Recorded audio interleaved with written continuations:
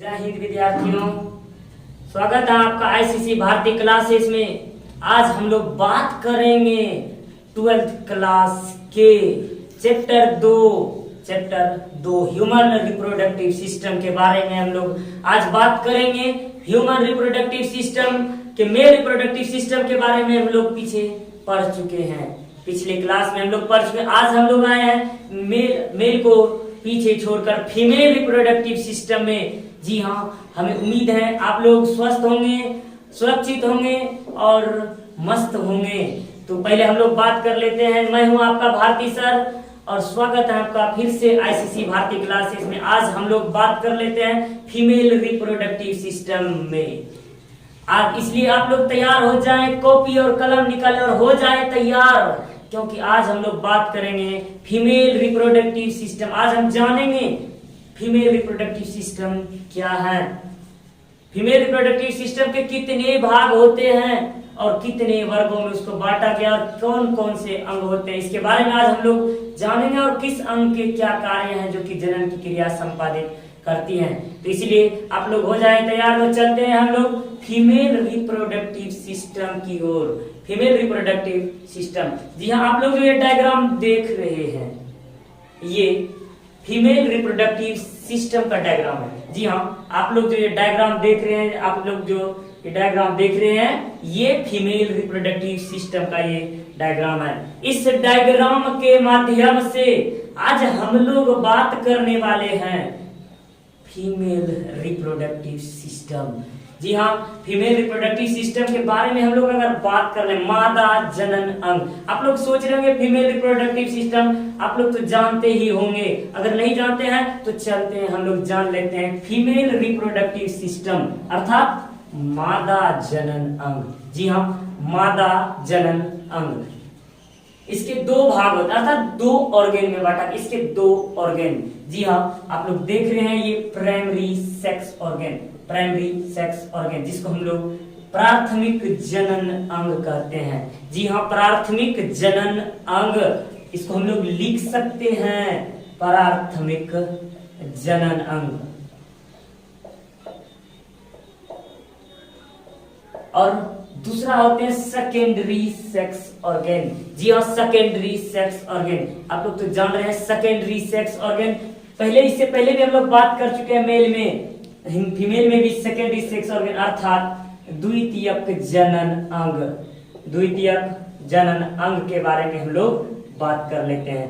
तो प्राथमिक, जी हाँ, हम लोगों ने जाना फीमेल रिप्रोडक्टिव सिस्टम को दो ऑर्गेन में बांटा गया। जी हाँ, दो ऑर्गेन में बांटा गया है, प्राइमरी सेक्स ऑर्गेन और सेकेंडरी सेक्स ऑर्गेन। आप लोग जो देख रहे हैं प्राइमरी सेक्स ऑर्गेन प्राथमिक जनन अंग और सेकेंडरी द्वितीयक जनन अंग। अब प्राइमरी सेक्स ऑर्गन के अब सोच रहे होंगे प्राइमरी सेक्स ऑर्गन में किस अंगों को रखा गया है, किस भाग को। जी हाँ, बात कर लेते हैं प्राइमरी सेक्स ऑर्गन के बारे में। तो प्राइमरी सेक्स ऑर्गन आपका ये ओवेरीज। जी हाँ, ओवेरीज, अंडाशय जिसको हम लोग अंडाशय कहते हैं, ओवेरीज, ये फीमेल रिप्रोडक्टिव सिस्टम का प्राथमिक और प्रमुख जनन अंग है। जी हाँ, ये फीमेल रिप्रोडक्टिव सिस्टम का प्राथमिक और प्रमुख जनन अंग है। वैसे हम लोग जान लें प्राथमिक जनन अंग जो होता है वो प्रमुख ही होते हैं। तो फीमेल रिप्रोडक्टिव सिस्टम का ये प्राथमिक जनन अंग है ओवेरीज अर्थात अंडाशय। अब हम लोग द्वितीय अर्थात सेकेंडरी रिप्रोडक्टिव सिस्टम के बारे में हम लोग जाने अर्थात सेकेंडरी सेक्स ऑर्गन के बारे में हम लोग जान लें। तो सेकेंडरी सेक्स ऑर्गन का ये जो माया जाल देख रहे हैं ना, ये अंगों का माया जाल है।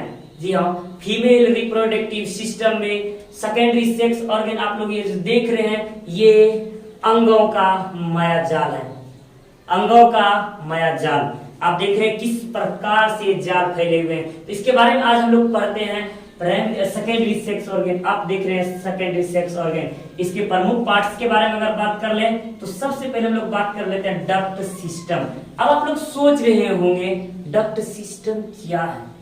डक्ट सिस्टम आप लोग देख रहे हैं तो नलिका तंत्र, वह नलिका तंत्र अर्थात एक पाइप में हॉल अर्थात नलिका तंत्र, एक नली।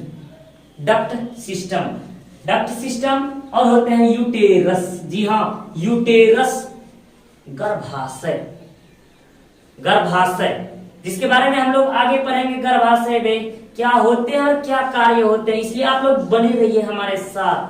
तो हम लोग गर्भाशय, जी हाँ, उसके बाद होते हैं एक्सटर्नल जेंटिलिया। जी हाँ, एक्सटर्नल जेंटिलिया, बाह्य जनद जिसको कहते हैं, एक्सटर्नल जेंटिलिया। यह एक प्रमुख ये एक्सटर्नल जेंटिलिया अर्थात बाह्य जनद अंग है। इसके बारे में हम लोग पढ़ेंगे अच्छे से। और उसके बाद होते हैं ये मेमरी ग्लैंड, जिसको हम ब्रेस्ट ग्लैंड भी कहते हैं, ब्रेस्ट भी कहते हैं। जी हाँ, मेमरी ग्लैंड को हम लोग ब्रेस्ट भी कहते हैं, अर्थात स्तन ग्रंथियां। मेमरी ग्लैंड स्तन ग्रंथि अर्थात स्तन, ब्रेस्ट, जहां से दूध का स्त्राव होता है। इसके बारे में तब तक हम लोग जान लें। मेमरी ग्लैंड, जहां से दूध का स्त्राव होता है, मेमरी ग्लैंड। तो हम लोग इसको ब्रेस्ट के नाम से भी जानते हैं, मेमरी ग्लैंड्स को। हम लोग बात कर लेते हैं, अब हम लोग बात कर लेते हैं डक्ट सिस्टम के बारे में। डक्ट सिस्टम के कितने पार्ट्स होते हैं? डक्ट सिस्टम के आप जान देख रहे हैं, डक्ट सिस्टम। जी हाँ, आपके बुक्स में कुछ अलग तरीके से दिए गए हैं, लेकिन हमने उसको इस तरीके से इसको तैयार किया कि डक्ट सिस्टम। तो डक्ट सिस्टम में होते हैं ये फैलोपियन ट्यूब, जो कि एक नलिका है, प्रमुख नलिका, जिसको हम लोग ओविडक्ट भी कहते हैं। जी हाँ, फैलोपियन ट्यूब आप देख रहे हैं, फैलोपियन ट्यूब, इसके बारे में हम लोग बाद में पढ़ेंगे। तब तक हम जान लेते हैं फैलोपियन ट्यूब अर्थात ओविडक्ट, और उसका होता है वेजिना। जी हाँ, ये वेजिना ट्यूब अर्थात फीमेल रिप्रोडक्टिव सिस्टम अर्थात फीमेल सेक्स ऑर्गन वेजिना। इसके बारे में भी हम लोग पढ़ेंगे। वल्वा और सर्विक्स, जी हाँ, वेजिना, वल्वा और सर्विक्स।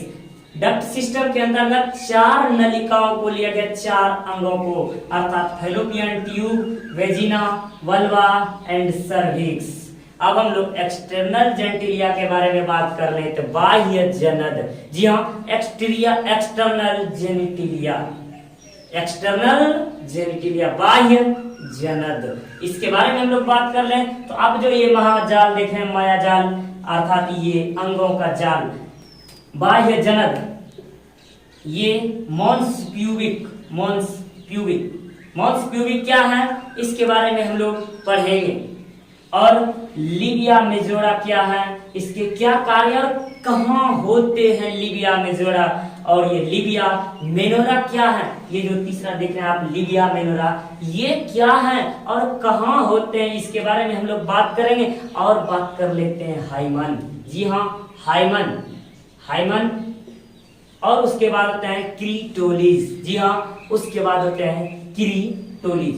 तो विद्यार्थियों, हम लोगों ने अभी तक में फीमेल रिप्रोडक्टिव सिस्टम के अंगों के बारे में सिर्फ पढ़ा, अंगों का वर्णन की हमने पढ़ा कि ये अंग इस तरह से होते हैं, इस पार्ट्स में इस अंग का भाग होता है, ये होते हैं। अब हम लोग पहले पढ़ेंगे फीमेल रिप्रोडक्टिव सिस्टम के प्राइमरी सेक्स ऑर्गन ओवेरीज की ओर। तो हम लोग चलते हैं, ओवेरीज क्या है, वह किस प्रकार के होते हैं, उसके बारे में हम लोग पढ़ेंगे।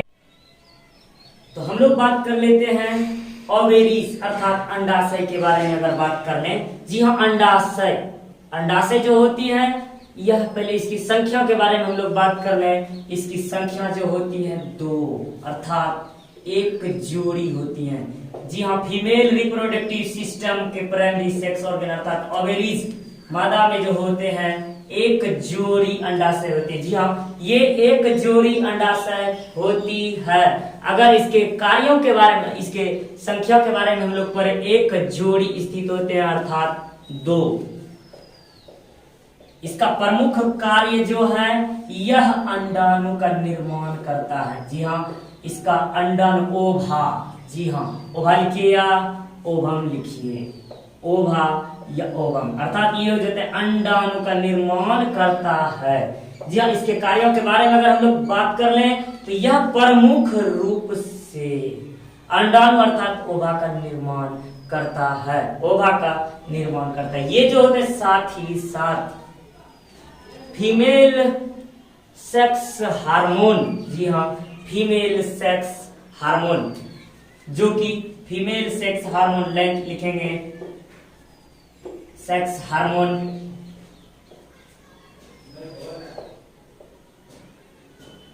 एस्ट्रोजेंस,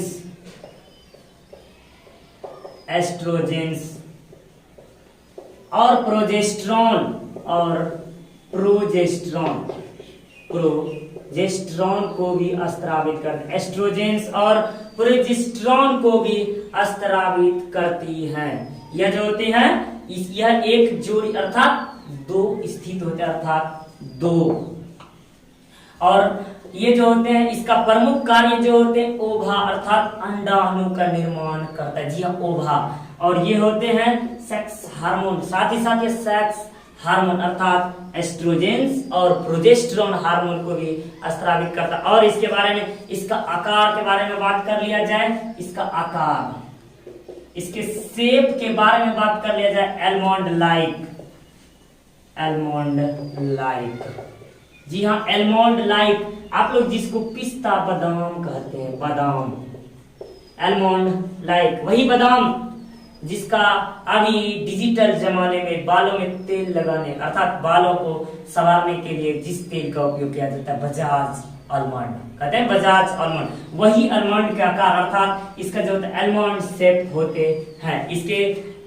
इसकी लंबाई के बारे में बात कर लिया जाए, इसकी लंबाई जो होती है 2 से 4 सेंटीमीटर होती है। जी हाँ, इसके लेंथ के बारे में अगर बात कर लिया जाए, लेंथ, इसकी लेंथ 2 से 4 सेंटीमीटर होती है।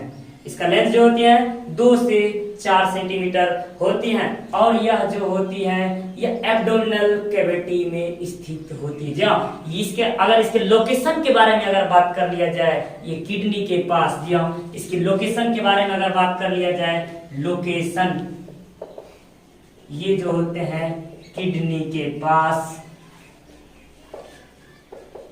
एब्डोमिनल कैविटी में, एब्डोमिनल कैविटी में स्थित, एब्डोमिनल कैविटी में कनेक्टेड, यानी एब्डोमिनल कैविटी में होते हैं यह एब्डोमिनल कैविटी।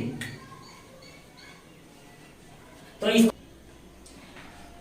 यह इसका लोकेशन किडनी के पास एब्डोमिनल कैविटी में होते हैं। और इसकी यह जो होती है नीचे की ओर पेल्विक कैविटी से जुड़ी होती है, पेल्विक कैविटी से जुड़ी होती है by ligament. It is connected by pelvic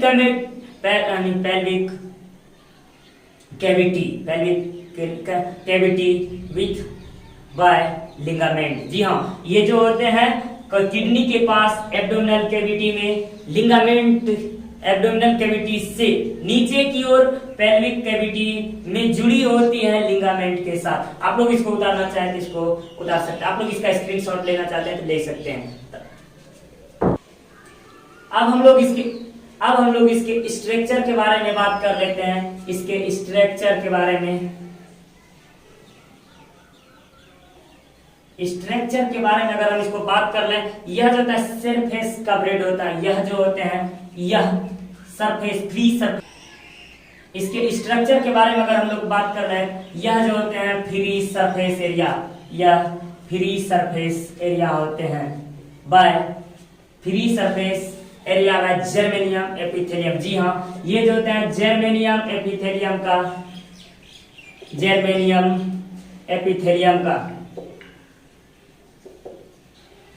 यह फ्री सरफेस एरिया होता है। यह जो होते हैं फ्री सरफेस एरिया होता है जर्मेनियम एपिथेलियम का। जी हाँ, जर्मेनियम एपिथेलियम का, जो कि जर्मेनियम एपिथेलियम जो होते हैं, जर्मेनियम एपिथेलियम ये सिंगल लेयर का, ये जो होते हैं सिंगल लेयर का होते हैं। यह सिंगल लेयर का जो होते हैं क्यूबॉइडल सेल होते हैं। जी हाँ, सिंगल लेयर का क्यूबॉइडल सेल होते हैं। जी हाँ, ये single layer germanium epithelium, germanium epithelium से यह क्या होते हैं फ्री सरफेस से घिरा हुआ होते हैं। जर्मेनियम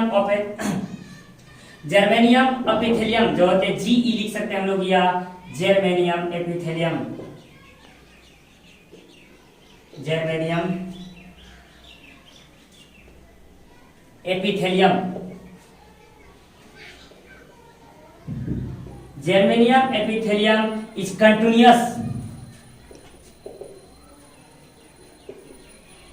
कंटिन्यूअस विथ मीसोथेलियम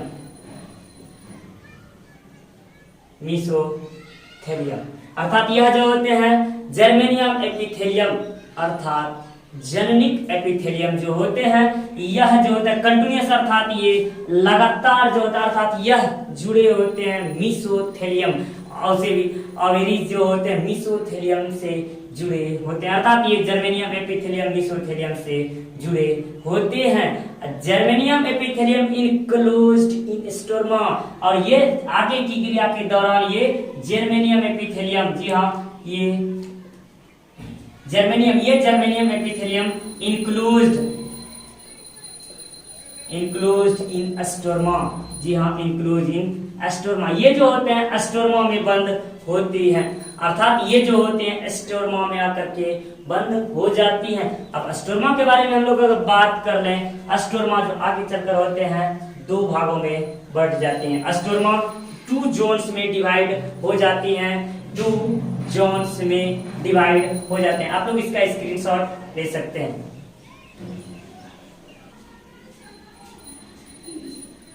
हम लोगों ने जाना जर्मेनियम एपिथेलियम जो होते हैं स्टोरमा में बंद होते हैं और उससे पहले हम लोगों ने पढ़ा था germanium epithelium continuous with mesothelium lining, जी हाँ अर्थात यह जो होती है यह जर्मेनियम एपिथेलियम जो होते हैं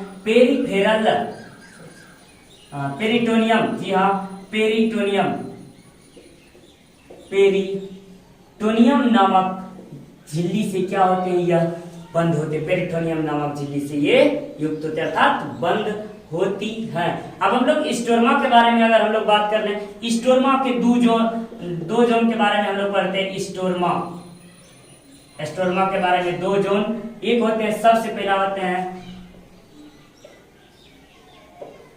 पेरिफेरल कॉर्टेक्स, जी हाँ पेरिफेरल कॉर्टेक्स और दूसरा आ जाते हैं इनर मेडुला। एक होता है पेरिफेरल कॉर्टेक्स और दूसरा हो जाता है इनर मेडुला, पेरिफेरल कॉर्टेक्स और इनर मेडुला। अब हम लोग पेरिफेरल कॉर्टेक्स के बारे में बात कर लें। पेरिफेरल कॉर्टेक्स, जी हाँ पेरिफेरल कॉर्टेक्स के बारे में अगर हम लोग बात कर लें, पेरिफेरल कॉर्टेक्स ये जो होते हैं कंटेन विथ न्यूमरस स्टेरिफाइड जो होते हैं अर्थात ये जो होते हैं न्यूमरिक स्टेरिफाइड और ओवल अर्थात कहते हैं यह जो होते हैं न्यूमरस ओवल होते हैं सी लाइक मैसेज अर्थात कहने का मतलब हुआ ये जो होते हैं ओवम अर्थात ओवम अंडाणु की संख्या ओवा जो बनते हैं उसकी संख्या को यही नियंत्रित करते हैं पेरिफेरल कॉर्टेक्स अर्थात पेरिफेरल कॉर्टेक्स के बारे में अगर हम लोग बात कर लें, पेरिफेरल कॉर्टेक्स जो होते हैं ओभा अर्थात ये जो होते हैं ओभा की संख्या को बताती है अर्थात बनाती है ओभा की संख्या, तो इसीलिए तो कहते हैं न्यूमेरिकल स्पेरिकल और ओभा अर्थात न्यूमेरिकल ओभा कहा जाता है इसको। पेरिफेरल कॉर्टेक्स को ओभा न्यूमेरिकल ओभा कहा जाता है जो कि सेक लाइक मैसेज होते हैं अर्थात सेक लाइक मैसेज के रूप में होते हैं। अब हम लोग इनर मेडुला के बारे में बात कर ले।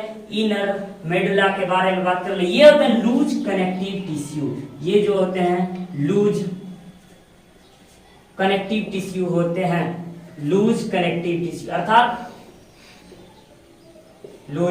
अर्थात निम्नतम संयोजी ऊतक से बने होते हैं। यह जो होते हैं ब्लड वेसल्स, ये blood vessel elastic fibres numerical blood vessels और जो होते हैं स्मूथ फाइबर्स का निर्माण करते हैं। जी हाँ ये जो होते हैं इनर मेडुला जो होती हैं लूज कनेक्टिव टिश्यू निम्नतम संयोजी ऊतक होते हैं। ये स्मूथ फाइबर अर्थात चिकनी रेशेदार तंतु चिकनी तंतु का निर्माण करती हैं और यह जो होते हैं लूज कनेक्टिव टिश्यू से इस प्रकार से हमने फीमेल रिप्रोडक्टिव सिस्टम के ओवेरीज के बारे में हम लोगों ने पढ़ा। अब हम लोग अगले क्लास में हम लोग सेकेंडरी फीमेल सेक्स ऑर्गन के बारे में हम लोग पढ़ेंगे। जिस लोगों के पास, इसलिए आप लोग उसको आगे अगला क्लास को देखना ना भूलें। इसके लिए आपको एक छोटा सा काम करना, आप जैसे जो विद्यार्थी हैं अर्थात आप ही तरह जो अभी तक नहीं जुड़ पाए, आप लोगों को उसके पास शेयर कर दें, लाइक कर दें। अगर आप लोगों को अच्छा क्लास लगा तो अगर आप लोग ज्वाइन करना चाहते हैं तो आप लोग दूसरे विद्यार्थियों को भी संपर्क करें, और जल्द ही हम लाइव आने वाले। इसके लिए आपको काम करना होगा क्या, जल्द से जल्द अपने दोस्तों में फैलाना होगा, और हम आपके बीच जल्द ही जल्द आने वाले हैं। तो इसलिए आप लोगों को सब्सक्राइब लाइक जरूर कर दें, और हम लोग मिलते हैं आगे क्लास में। तब तक के लिए जय हिंद।